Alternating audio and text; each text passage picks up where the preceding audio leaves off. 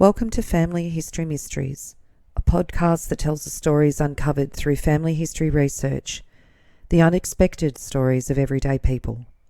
I am an avid family historian who has been compiling my family tree for over 15 years, with nearly 20,000 people recorded in my trees. Episode 128. The first ANZAC on the shores of Gallipoli. Lieutenant Duncan Chapman from the 9th Battalion is regarded as the first ANZAC who stepped on the shores of ANZAC Cove. Duncan Chapman was born on the 15th of May 1888 in Maryborough, Queensland, the son of Robert and Eugenie Chapman. He was the second last son in the family. His mother died when he was young. Chapman attended Maryborough Grammar School. He worked as an articled clerk in Morton & Morton, a local legal practice that was founded in 1874 and still exists today. He completed 6 months in the Wide Bay Regiment. He moved north, and around 1910 he was in Charters Towers and worked in a couple of offices there. He did a 6-month service with the Kennedy Regiment while he was up there. By 1912 he'd moved to Brisbane and was living in Park Road, Oxley, and his occupation was a clerk. In 1914, he was described as a paymaster from Whitecliff, Albion, Brisbane. Duncan enlisted with the AIF on the 21st of August 1914. He was allotted to the C Company 9th Battalion.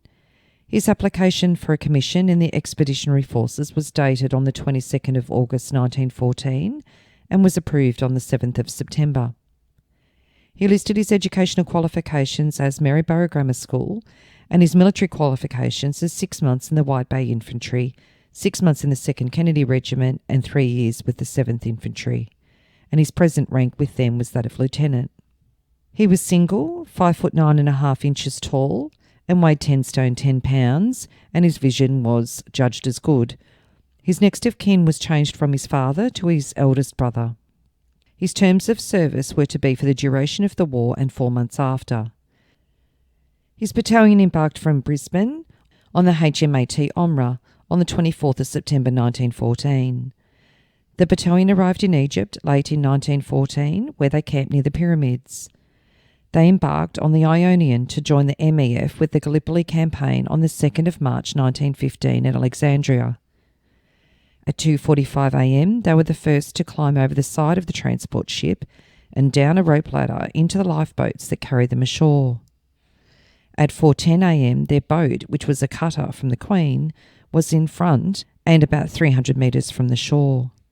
As dawn broke, they saw the dark coastline slowly emerge. Duncan landed at about 4:18 a.m, and, as the correspondent Bean wrote, the first man ashore was probably Lieutenant D. Chapman of Maryborough, Queensland 9th Battalion.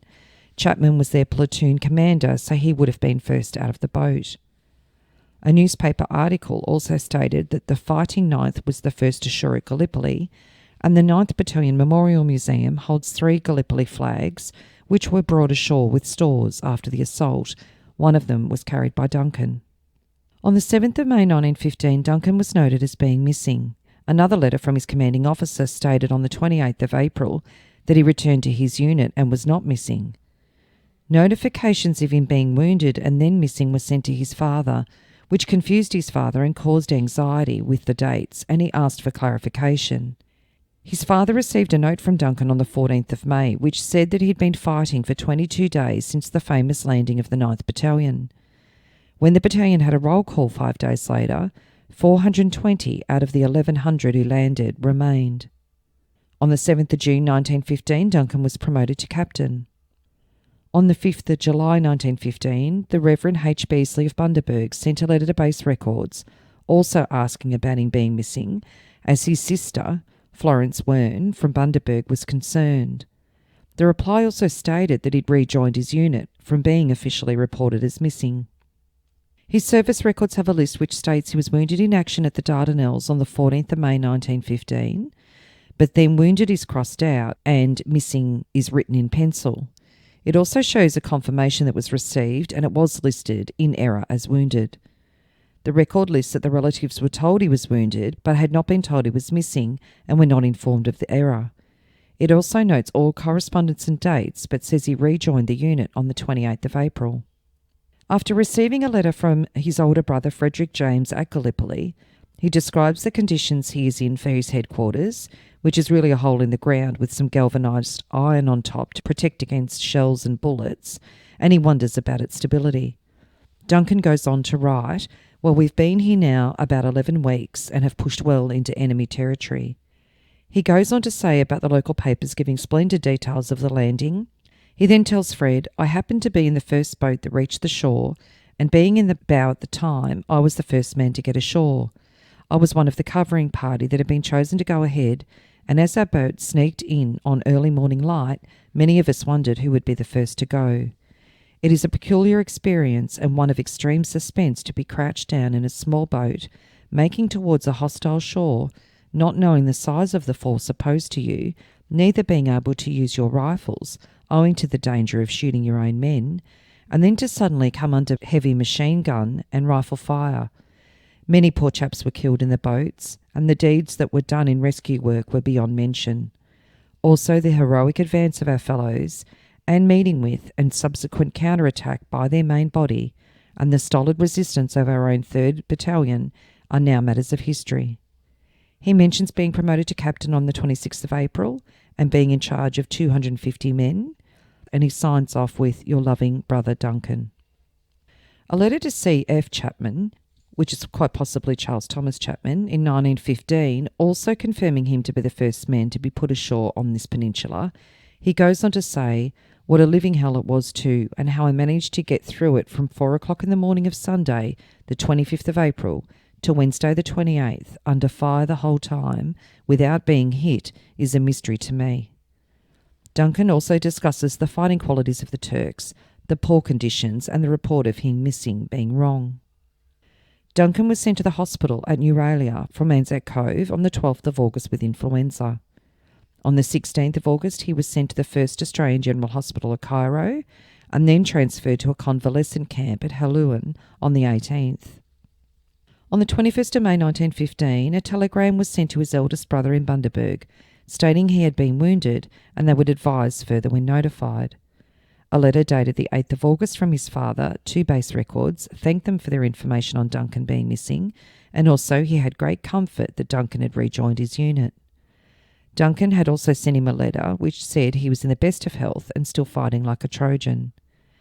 The influenza must have knocked him around, as he only rejoined his unit on Lemnos on the 19th of November 1915. In December 1915, his father again wrote to Base Records, as he had not received a letter from Duncan recently and feared something had gone wrong with him. He knew he'd been ill after serving 6 months in the trenches at Gallipoli. Base Records replied that they would send to Egypt for information and let him know of their reply. A reply stated that Duncan had rejoined his unit on the 19th of November after being in hospital for influenza. On the 22nd of November, he was then taken on strength of his unit. From Mudros, they travelled to the Grampian to Alexandria, disembarking there on the 4th of January 1916.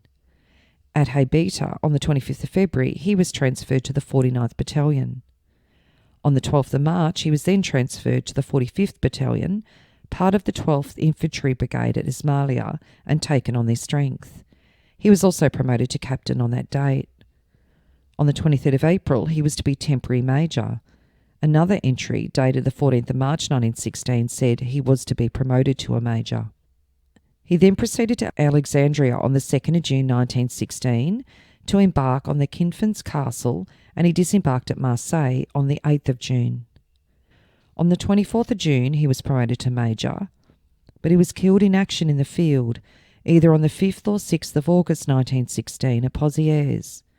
He was involved in the action, which involved attacking the ruin of Pozieres Windmill on the 4th of August. A statement in his service record reads, "Major Chapman was killed by shell fire almost as soon as he reached the front line at Pozieres on the 6th of August. He was very much knocked about, and owing to the extreme difficulties of the situation at the time, it is not known whether there was any burial. A cross was erected, however, some days after, approximately 400 yards east of Pozieres." One of his soldiers, J. Mackey, from a hospital bed in England that November. He was a bit on the gingery side in appearance, was well liked by the company, was wearing plain top boots, and was a fairly well-made man, smart in his movements and a good officer. His father wrote to the Minister of Defence on the 24th of August, asking him how he was killed, and that it was a great blow to him in every way. On the 20th of September 1916, notification was received by headquarters that he was killed in action in the field on the 6th of August from the commanding officer of the 45th Battalion. In 1916, a kit bag of some of his belongings was sent to Mrs. W. H. Wern, his sister, of Wangara Street, West End, Bundaberg. Mrs. W. H. Wern was his sister, Florence Emmeline Chapman, who was his older sister. A note in May 1917 from Australia Depot Stores lists the contents of a trunk of his. A case with his other belongings was also listed on another note.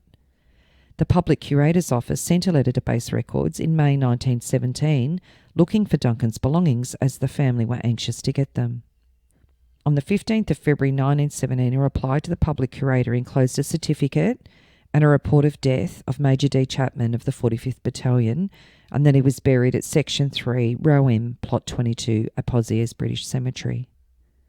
His father, Robert, wrote a letter to the Minister of Defence on the 2nd of July 1917 that he had not received his personal effects yet, and it was nearly 12 months ago and he should have got them. He asked if inquiries could be made and any information sent to him. On the 14th of July 1917, a reply was made to his father and stated that 2 consignments had been sent to the Public Curator in Brisbane. On the 19th, Base Records asked the Public Curator to acknowledge them sending 2 parcels of his effects, which had arrived on the ship Beltana and were being forwarded to him. They were to have been sent to the Victoria Barracks but had not arrived there. A letter from his elder sister, Mary Ramsay Duncan, Mrs. W. Cook of Ward Street, Maryborough, was replied to by Base Records stating that they had received her letter statutory declaration and added her name to the records of next of kin of the late Major D. Chapman. In her original letter, she stated that her parents were both deceased and she was the eldest living family member. She had also asked of his death and of getting a nearest female relative badge, to which the reply was that he was killed in action in the field on the 6th of August 1916 in France, and the badge had to be applied for by the Victoria Barracks.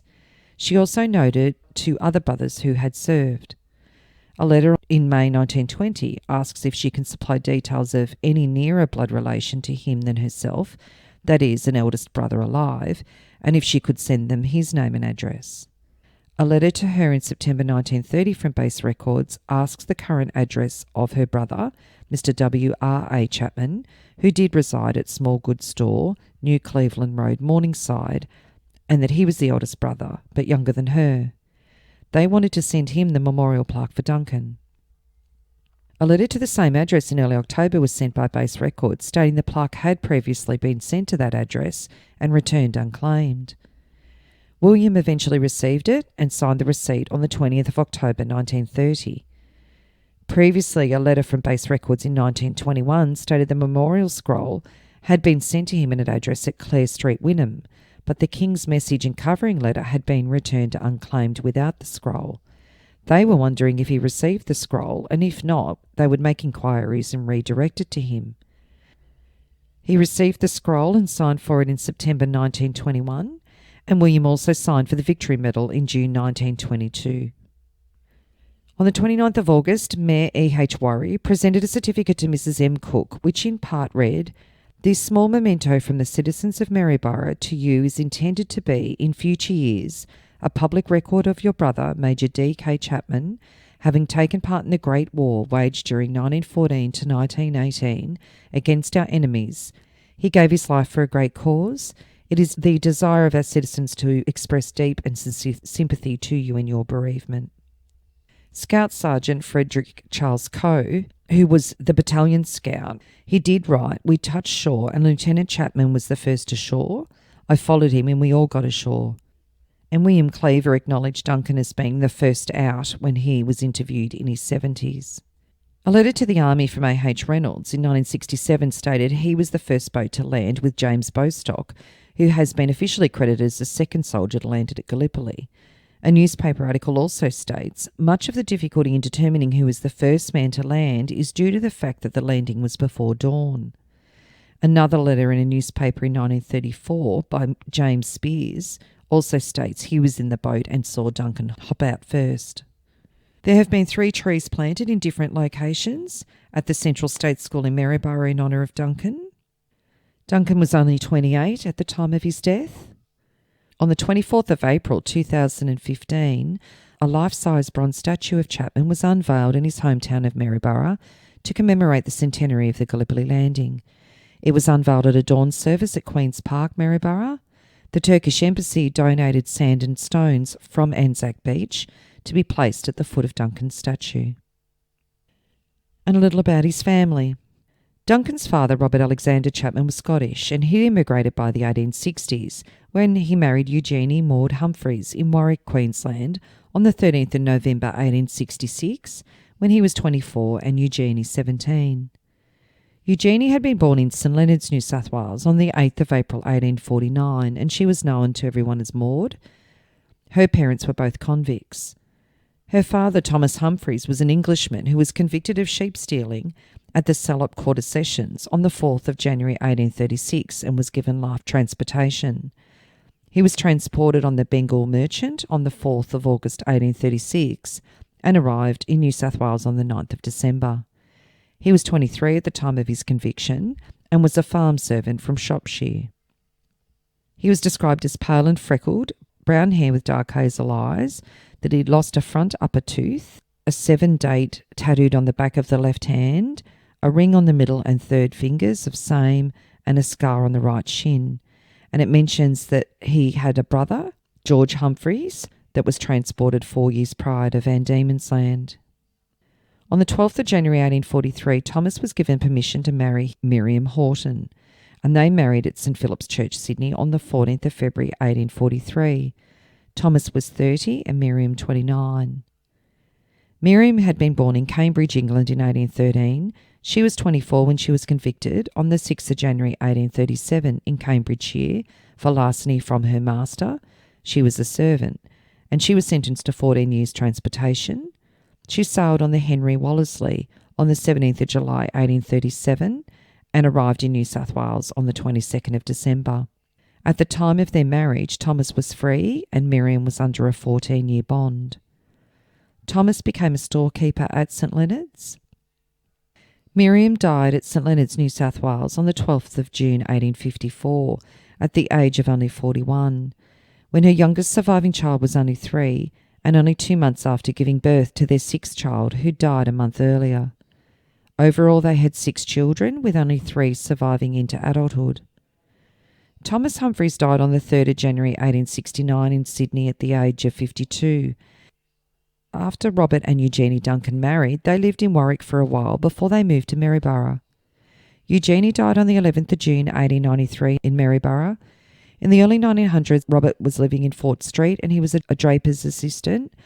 After retiring, he lived in Bundaberg for a while and then moved to Torquay.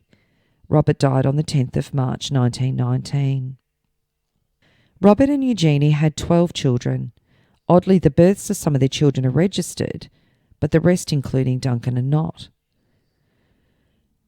The first child was Mary Rainey Duncan Chapman, who was born in Warwick, Queensland on the 27th of December 1867. She married William Clark Cook, an Englishman, on the 1st of November 1893. They were living in Maryborough in 1917 and William was a shop assistant. They had 8 children. And Mary's husband, William Cook, died at the age of 90, and it said a full and varied life, the greater part of which was devoted to the service of his fellow men, ended on Saturday afternoon with the death at his home in Ward Street of William Cook. Born in Fewisham, Kent, England, the late Mr. Cook was the son of a farmer who enlisted in the army and was later killed at Sebastopol in the Crimean War. Leaving school at the age of 8, Mr. Cook worked at Hall's Powder Works near Faversham. He was there during the Franco-Prussian War, when English firms made cartridges for the old Snider rifle used by the belligerents. On April 26, 1873, he joined the 102 Royal Dublin Fusiliers, subsequently being transferred to the Isle of Wight, where he was one of the bodyguard for Queen Victoria. He was also the guard of honour while the Queen was in residence at Osborne House during the summer months. Mr. Cook's army service also took him to Gibraltar. After 6 years in the army, he was transferred to the First Class Army Reserve and was with that unit in Ireland for 3 months. Returning to London, he accepted a job as a tramway conductor with the London Tramway Company at the time when horse trams were running. On July 14, 1879, he joined the London Police Force, remaining in that service, most of which was done at Whitechapel, until April 27, 1885. The late Mr. Cook married Miss Harriet O'Connor on the 1st of September 1879. There were 5 children of that marriage, 3 of whom still living. Because of his wife's ill health, Mr. Cook came to Queensland, leaving London on the 4th of May 1885 on the Quetta, arriving in Brisbane on June 30th. Coming to Maryborough shortly afterwards, the late Mr. Cook worked for a time at Mr. Negus's carriage works in Bow Street, but before 12 months were up, he joined the staff of the late Mr. George Stupart's Emporium as a porter on the horse delivery. Although the job was for 6 months only, the late Mr. Cook did not retire until 1923, 37 years later. In the meantime, he and others established a furnishing business, and on his retirement, the late Mr. Cook was managing the furniture department conducted by the firm. He laid the original covering at the Maryborough Courthouse, and when it was replaced, some 3 years ago, a note Mr. Cook placed under it was found. He is survived by his second wife, Mrs. Mary Cook. They celebrated their golden wedding last November. In addition to his 4 sons, all of whom are serving in the army, there is Albert Edward of Maryborough, known as Joe, and 4 daughters. There are also 9 grandchildren. And Mary Chapman died in Maryborough on the 16th of July 1957 at the age of 89. The second child of Robert and Eugenie was Maud. She was born on the 26th of April 1870. She married Robert Henry Black in 1890. They had a daughter, Eugenie Maud Black, in 1891. In 1903, they were living at Burketown, where Robert was a line repairer, and in 1908, they were living at Mackay. Maud died in Manly, New South Wales in 1927 at the age of 57. The third child was William Robert Alexander Chapman, and he was born in Queensland on the 30th of March 1872. He married Margaret Carr in 1900 and they had 2 girls, and he died on the 18th of April 1941 in Brisbane, aged 69. The next child was Florence Emmeline Chapman, who was born on the 22nd of March 1874. She married William Henry Wern on the 14th of January 1903 in Queensland. William was a surveyor and they had 4 children. Florence died on the 26th of August 1956, aged 82, at Tennyson, Queensland. The 5th child, Charles Thomas Chapman, was born on the 14th of February 1876 in Rockhampton. He married Alice Ethel McGraw on the 20th of June 1906 in Queensland. He was a draper like his father. They had 2 boys, and Charles died on the 15th of April 1942, aged 66, in Brisbane. The 6th child, Frederick James Chapman, was born in Rockhampton in January 1876. He also served in World War I. He enlisted in Sydney and listed his wife, Ethel May Daines, as his next of kin, who he married in Manly, New South Wales, on the 23rd of March 1910. They had 3 daughters before his enlistment, 2 that survived infancy.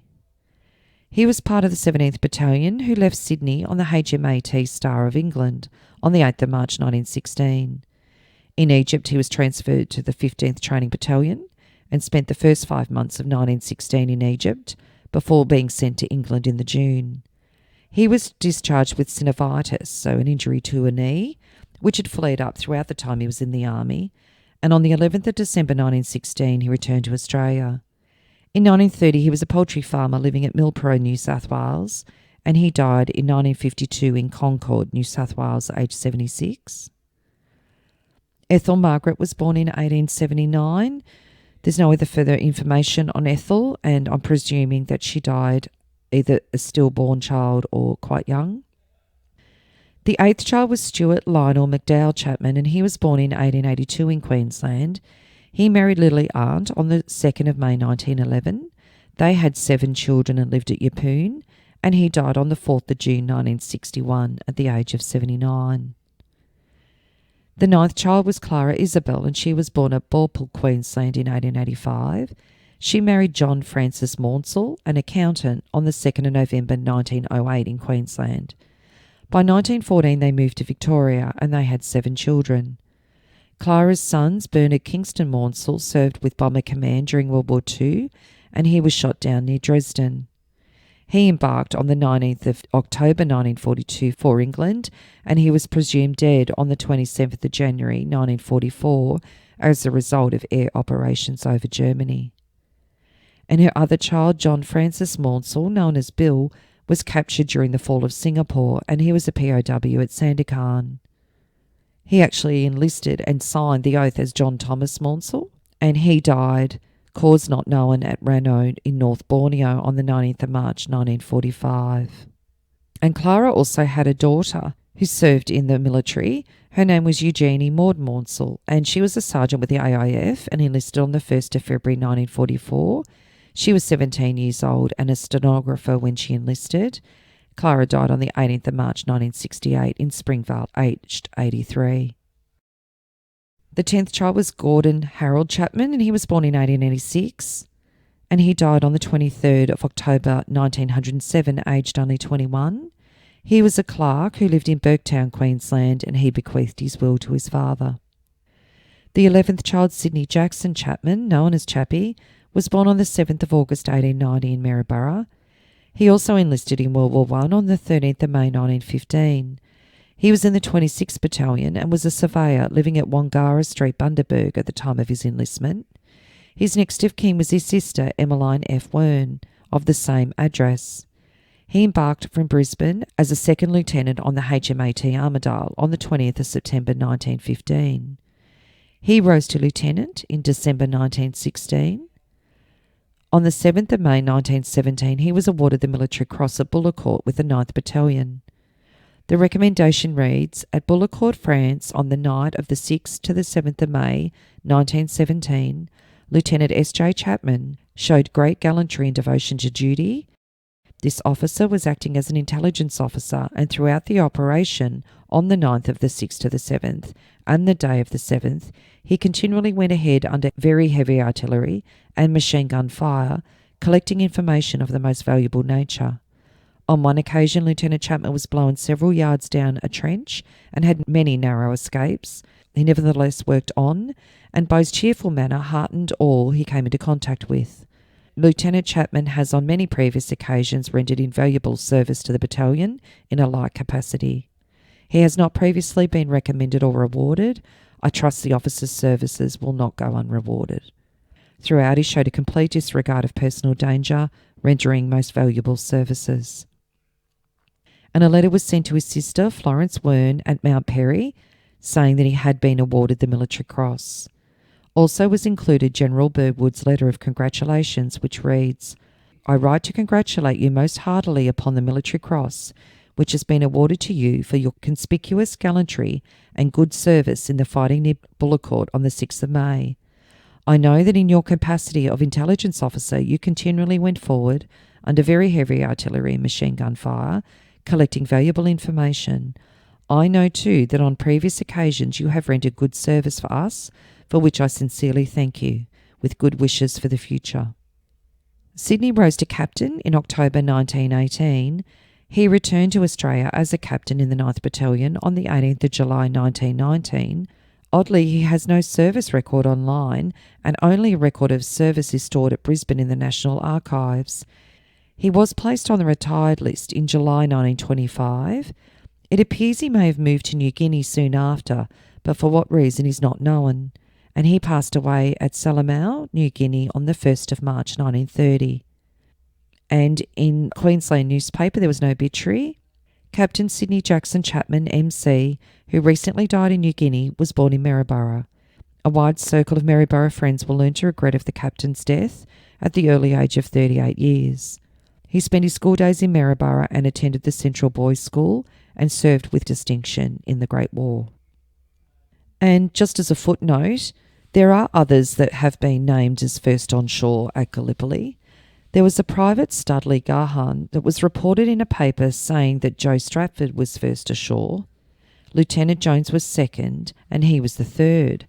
Others said he jumped off the boat and went straight under with the weight he had on him, removed his pack, and he was able to struggle up to the beach. The Army later recorded on its papers for the Roll of Honour, stated by eyewitnesses to be the first Australian ashore at Gallipoli. And then there's another source that I found, and it says there is a bit of controversy surrounding the claim to the first man on Gallipoli. 3 people are mentioned. Duncan Chapman was one, Major James Campbell Robertson, second in command of the 9th Battalion, who was born in Toowoomba on the 24th of October 1878, and Lance Sergeant Joseph Stratford, a labourer from New South Wales. Stratford was reported in newspapers of the time as being the first, but he was killed on the first day after jumping out into the water from the boat, throwing off his heavy pack before he drowned, and charging a Turkish machine gun position, bayoneting 2 Turks before falling over them dead, riddled with bullets. Family members have letters and records that confirm this. It is noted elsewhere that he was the first New South Welshman to come ashore, which is probably true, as the 9th Battalion was a Queensland unit. Apparently, an officer at that time said he should have won the Victoria Cross for his bravery. The 9th Battalion official history has Major Robertson, but no supporting details are shown in history. If you are interested in sharing your story on my podcast, Family History Mysteries, please go to my Facebook page and send me a message. If you would like some assistance in filling in the gaps in your family tree to see what mysteries you solve, please get in touch. And don't forget, you can have early access to episodes by subscribing, and you'll also gain access to bonus episodes.